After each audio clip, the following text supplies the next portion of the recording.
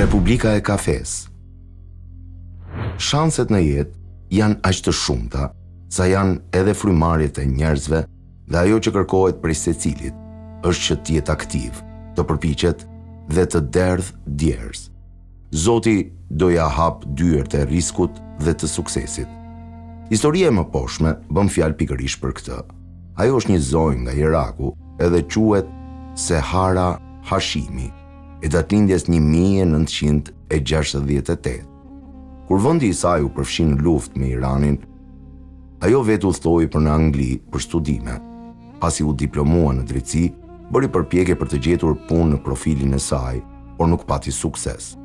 Gjeti një punë të ndryshme nga studimet e saj, por edhe atje, pas 5 muajsh punë, e përzun.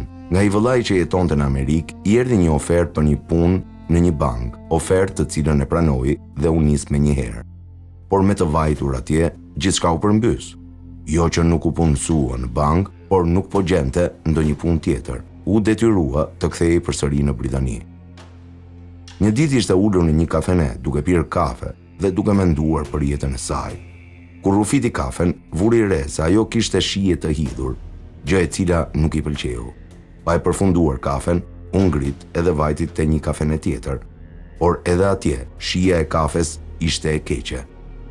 Çfarë është kjo kafe kështu? Si nuk ka një kafene për të qenë këtu në Britani?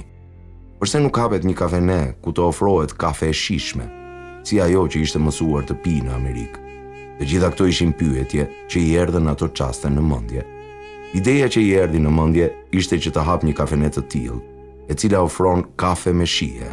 Këtë ide u prezantoi tek 16 institucione financimi, por që të gjithë e refuzuan.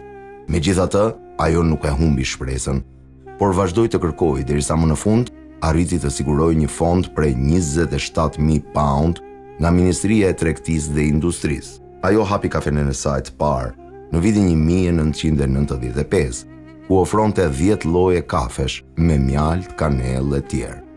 Projekti i saj vazhdoi të zgjerojë dhe 10 vite më vonë, ajo kishte 42 dek kafenesh të saj, ku ishin punësuar 800 persona. Të gjitha kafenet e saj mbanin emrin Republika e Kafes.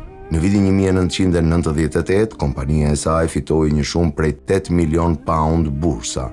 Pas këtij suksesi, Sehara thot: "Pas kësaj përvoje, e kuptova që jeta është plot me shanse."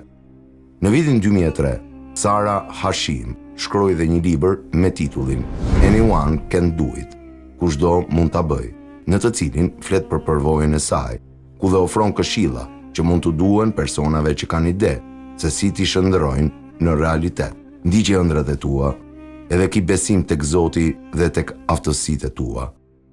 Zoti ja hap dyert e riskut edhe të suksesit kujtdo që bën mund, kujtdo që përpiqet dhe u shkon pas ëndrave të tij.